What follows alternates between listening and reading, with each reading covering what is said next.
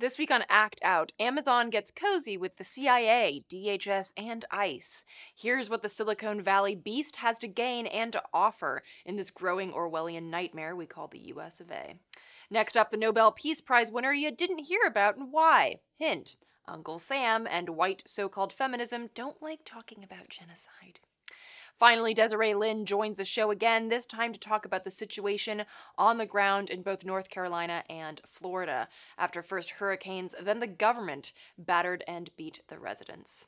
From tweets to marching in the streets, this is Act Out. Rockets! Blockade! Bulldozers swarm outside the checkpoint gate. A Norwich flash broke the hush and blew me into the street. I awoke next to the body of my baby. No! Welcome to Act Out. I'm Eleanor Goldfield, and this is your tipping point. Back in 2016, a tiff between 1% children hit the headlines as Trump railed against Amazon CEO Jeff Bezos for his acquisition of the Washington Post.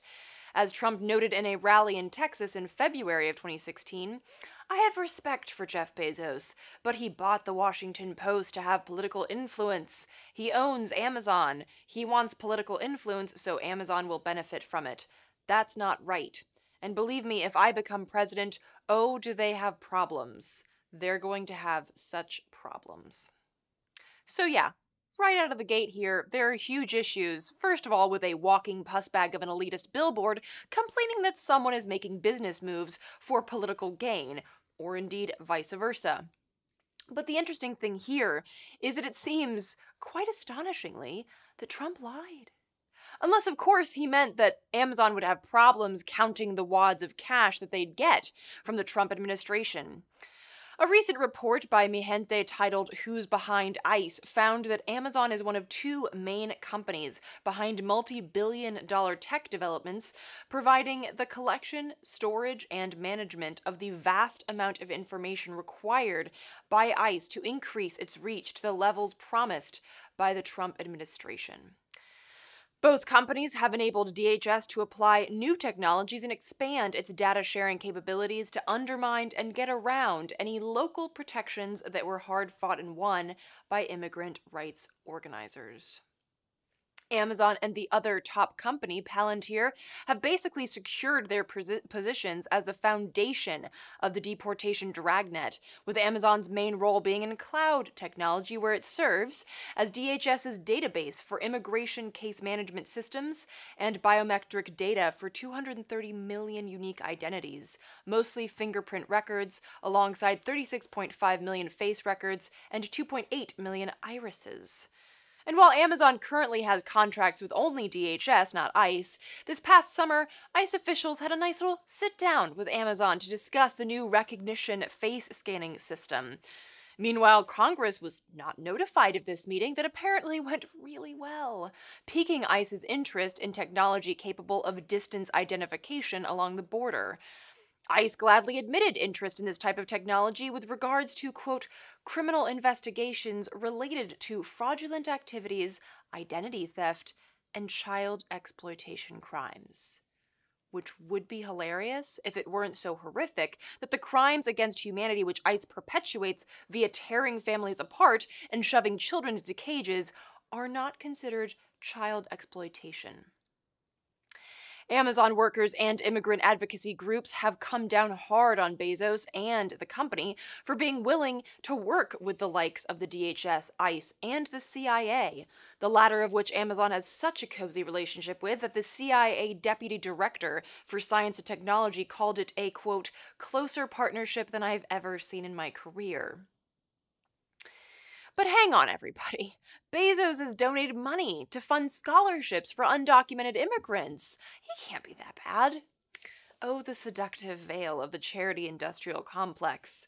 A while back, Elon Musk came under fire for having donated huge wads of cash to the Republican Party, prompting progressives to ask, how could you? Republicans don't believe in climate change. Yeah, see, here's the thing. They don't care. Bezos cares about optics. pun very much intended. He'll throw what to him is the equivalent of a couple of cents into some scholarship fund, have his picture taken with a token immigrant kid, and then get down to the real work of making billions off of the exploitation and oppression of immigrants. That's how the system and its fortunate sons roll. Indeed, when news of this story first broke, an Amazon official responded by saying, "We are ready and willing to support the vital Homeland Security Investigations mission." Amen, soldier. Because it's not about the borderline, it's about the bottom line. And as you know, people are ready and willing to kill in the name of that bottom line. Of course, the potential doesn't end with immigration enforcement. Face scanning technology is already being used, as we noted back in episode 162. There, we also covered how shitty the technology is, especially when it comes to recognizing people of color. Furthermore, ICE's surveillance interests don't threshold at facial recognition. Last year, ICE officials noted that they were very interested in a, quote, extreme vetting system that could automatically mine the social media of foreign visitors to assess whether they might commit criminal or terrorist acts. But I mean, that would never be used for citizens, right? Just foreigners? None of these technologies are reserved for immigrants.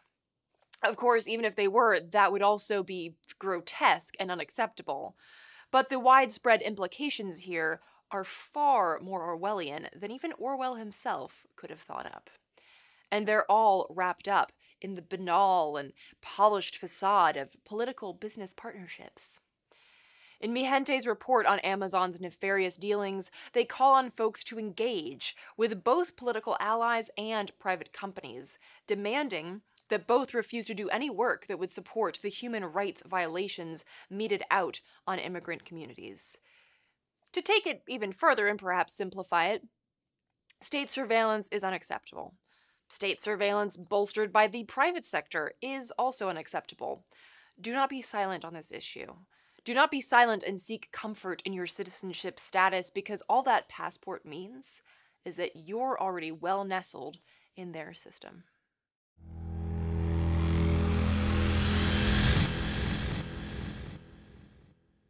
Moving on, it's nothing new to have the corporate media ignoring powerful and important stories. Really, that's their strong point. However, in the wave of corporate commentary on the Me Too movement and women's rights, it's really always important to remember who the women in the corporatized women's rights purview are.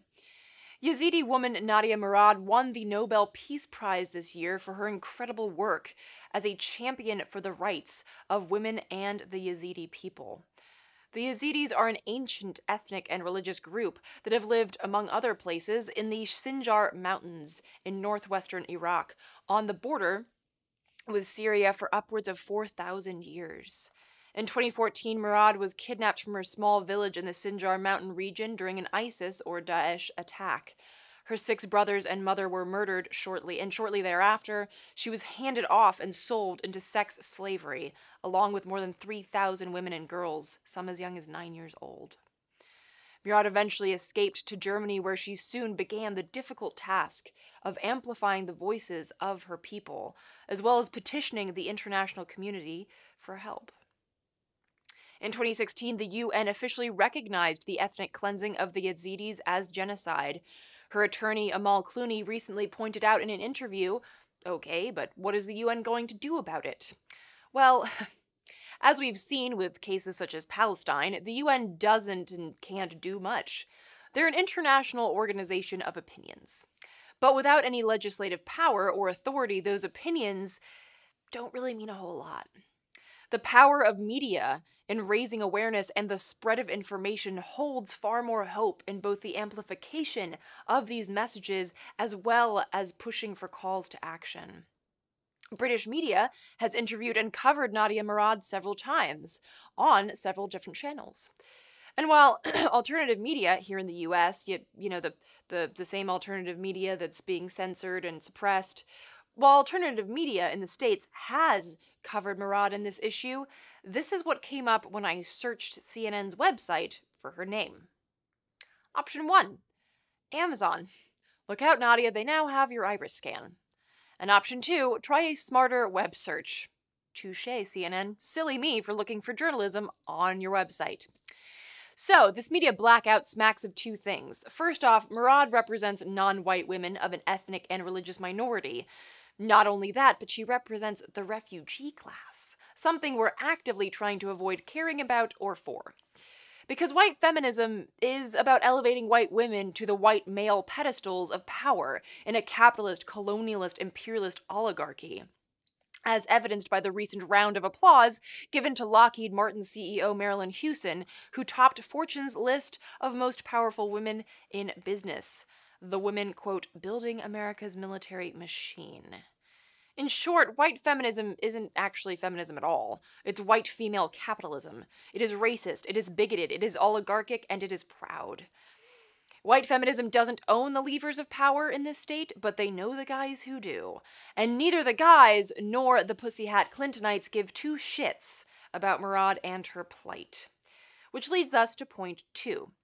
Neither the US nor their propaganda proles in the media want to recognize women like Murad because, well, her message has a lot to do with the so-called West not only doing more to help and less to destroy, but also about recognizing our role in this destruction.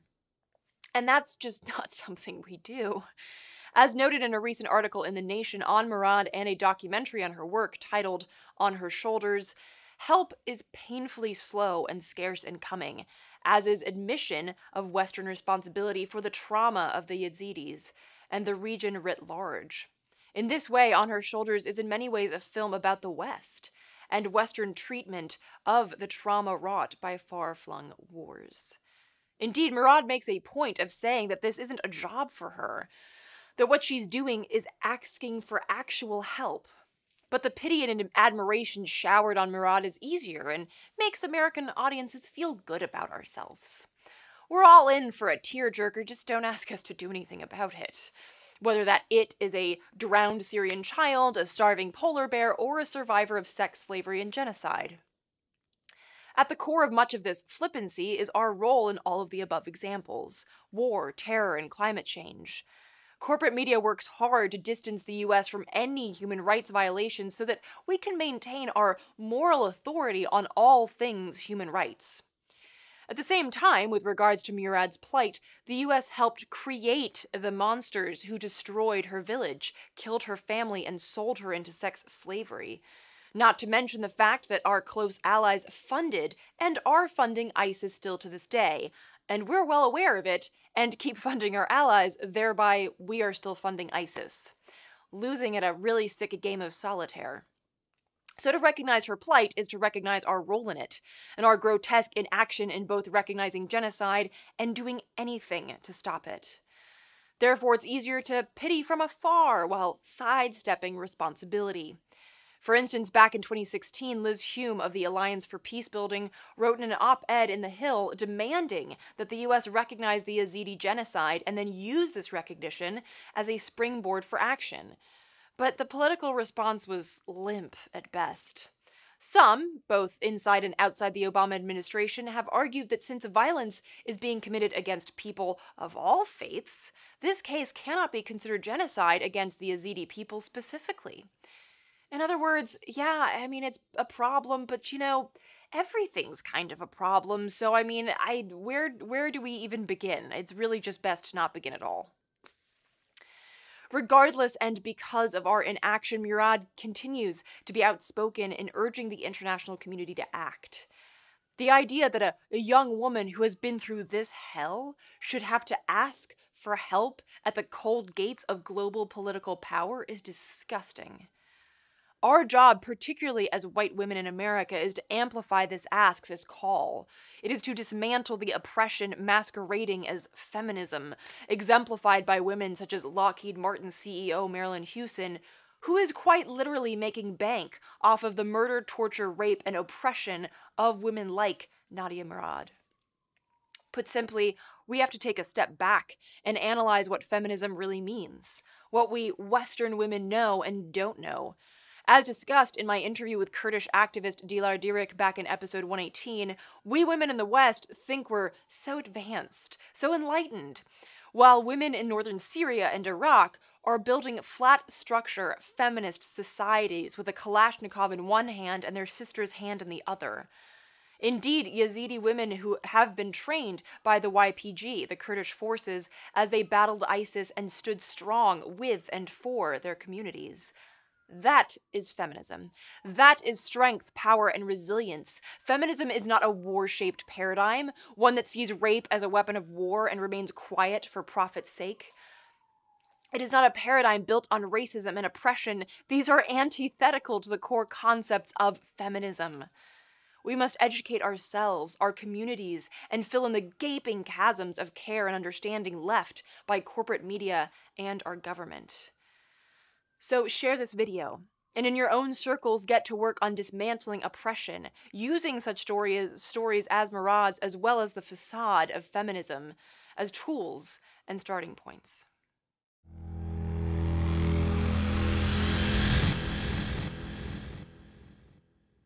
Finally today, Hurricanes Matthew and Florence may have passed, but the destruction left in their path is still fresh.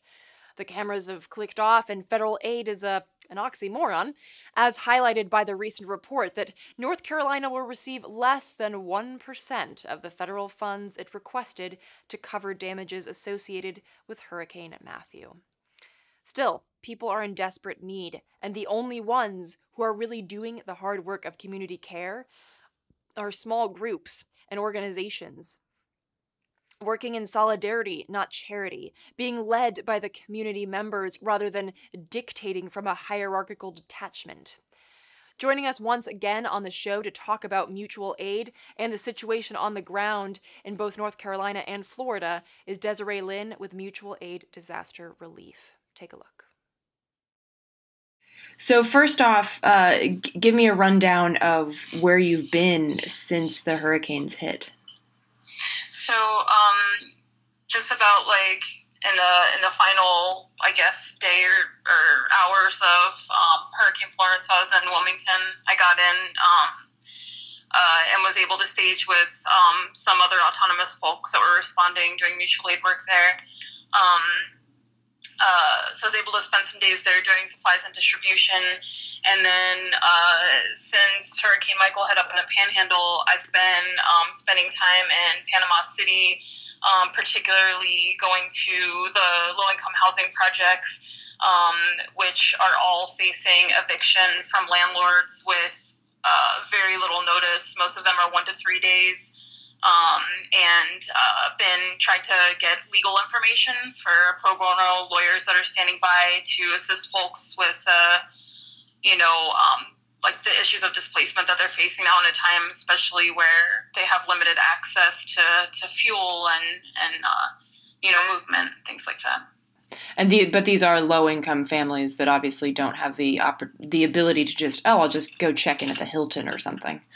Exactly. And even if they did, the hotel options are incredibly limited. The Airbnb options, there's nothing available. People are being displaced really far. They have no access to things like moving trucks. They have no access to fuel. They have limited access to and some families, this is frustrating. One of the frustrating things about FEMA is that FEMA had come in and delivered this directive to folks at this really, impoverished housing complex and told folks you need to be, and everyone who resides in this place needs to be present when we come to do the assessment to get you your disaster assistance. So people that we found in the complex that we were communicating with are like, we have, one particular family was like, we have a 1-year-old baby where nails are falling on them and ceiling is falling on them, and we can't leave because we're waiting on FEMA for this assessment appointment, and FEMA's already canceled 2 appointments as it is. What they did see at FEMA was, and I heard this across the board, was that these giant trucks that say FEMA on the side were just rolling through the apartment complexes and leaving, and these are places where people are desperate to get assessments done so they can get disaster assistance and so they can leave and find somewhere safe to go. It's just a really desperate and frustrating situation to have landlords that are willing to throw people out, and these parking lots are full of people that are just sitting in their cars trying to figure out where they're going to go and what the hell they're going to do. And I know we talked about this when we discussed Puerto Rico, but have you had any direct contact with FEMA, or do you see them doing anything at all, or is it really just this obstruction and failure to assist? I have not seen FEMA at all anywhere, and I've covered a large area in Panama City. What I have seen, I've seen a lot of activity, and that activity has been autonomous folks, small independent-owned businesses that have literally opened their doors and been on grills outside making food, and just the community's efforts have been really prolific. But as far as FEMA, I've seen nothing. I've seen a lot of electrical crews on the ground trying to repair the systems, and I know that a lot of communities are back up and running on power, and a lot aren't. But as far as FEMA and Red Cross, I've seen very, very limited, if any, action going on for them as far as relief goes.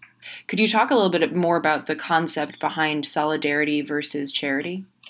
Sure, and as far as like a decentralized model, FEMA themselves have come forward and said that the decentralized model is the way to circulate goods and get assistance to people that really need it in the most expedient way possible. So the ethos of solidarity, not charity, is basically the exact opposite of the top-down charity model. We're not treating people like they're, passive, consumers that don't have a vested interest in rebuilding their communities. Well, what we do, our model of, acting in solidarity with communities, is listening to their self-determined needs, knowing that people aren't this monolith that are, recovering, that everybody has unique and emerging needs that come up at different times, listening to them and letting them lead the efforts while we work with them and support them and amplify the work that they're doing, and, not act as gatekeepers, to aid, which is exactly what these large institutions and police are doing, but making pathways and making networks and resources that are open and available that everyone can access, so that everyone can lead their recovery both individually and as a whole community. So just making sure that passages and pathways are open and resources are open. One huge issue is that, border enforcement and law enforcement have been absolutely occupying the area of Panama City, whereas like ICE and CBP said that they were going to be freezing border enforcement ops during and in the aftermath of Hurricane Michael. They have been like everywhere, in multi-dozen caravans zipping through traffic where tension is already high. And even if border enforcement operations aren't happening, seeing border enforcement vehicles with lights and sirens flying through neighborhoods is adding to an atmosphere of stress and anxiety for people in these communities. So that's a highly frustrating and unnecessary event that's going on. How are communities responding to this authoritarian move to police and potentially deport and detain people? I mean, people are trying to survive. It's a thing where there's, people don't want to go to, say, like low or high intensity shelters that are set up because of the threat of documenting. And this was documented on other disasters where, okay, we're not going to arrest you now, but they ID you when you come into the building, they run your information, and then they can go and prey on you later. I think ICE has shown that nothing that they say can be trusted, that people are not safe in the presence of ICE, their communities aren't safe, and that the communities are stalked and preyed upon and harassed. So it's adding a real high tension to it. And one situation that I heard of that was really frustrating was police like hoarding goods and like trickling them out in really little amounts to people that were coming up and IDing them, and right across the street is staging is Customs and Border Patrol. So it's a very obvious predation on a community that's stunted, that's dealing with the stress and frustration and fear and anxiety of loss and displacement, and of witnessing a disaster making your community no longer recognizable to you. And since you've been in both North Carolina and Florida, can you talk about like roughly how many communities or how many people on average that you think are still in a tremendous amount of need after these hurricanes? I mean, I wouldn't even really want to quantify that, because if I say too low, then it's, Right. underestimating the amount of need that's there. And so I really don't know. I know that there's so many people, that are already in a day-to-day modern capitalist society struggling to get by. So when you have little to no resources, or just as much as what you need to get by, something like this turns everything upside down, particularly when you have, doctors that are in that area that you need to access. You can't go somewhere else, because this is what I heard from a lot of folks too. Like, my children's doctors are here. I don't know what to do. Or, I can't leave my neighbor. She's, by herself, or they're by themselves. It's just, it's a lot of different issues that, this completely removes a person's agency and their ability and their access. So I think there's countless more people than I can even imagine that are still struggling and trying to get on their feet and stabilize from it. And I just want to touch on this because you mentioned it briefly, and I think it's so important that one of the other things that this sort of solidarity does that hierarchical NGOs don't do is build those personal relationships. So when you reach out to people, it's not like, hey, take this and shut up and we're moving on, but you're actually staying and building relationships and finding out what people need, and that's a huge and important difference. Yeah, exactly, because the way that we're going to survive just this toxic societal atmosphere is by building authentic relationships, unlearning the toxic socialization that we've all been put through in this society, and reaching out and strengthening each other by being there for each other, knowing our communities, and being able to unite to resist things like law enforcement, border enforcement, political abandonment, governmental abandonment in the face of these disasters, which, their deregulations and irresponsibility help to create and exacerbate for people. To learn more about the powerful and important work that Mutual Aid Disaster Relief is doing, visit mutualaiddisasterrelief.org. And that will do it for this week's Dose of Dissent. Thank you so much for watching. Please spread and share this with all of your friends, foes, and people that you don't know. Again, please do check out that last slide and the show description to find sites that I've mentioned in this week's show. And for interim updates, please make sure that you sign up for our newsletter at the address below. It is the best way to stay connected. To those who have donated, thank you so much. Please do keep spreading the word in order to ensure our ability to keep acting out. From the Devil's Den, good night and act out. And real quick, to keep independent, non-corporatized media like this show going, visit patreon.com/actout.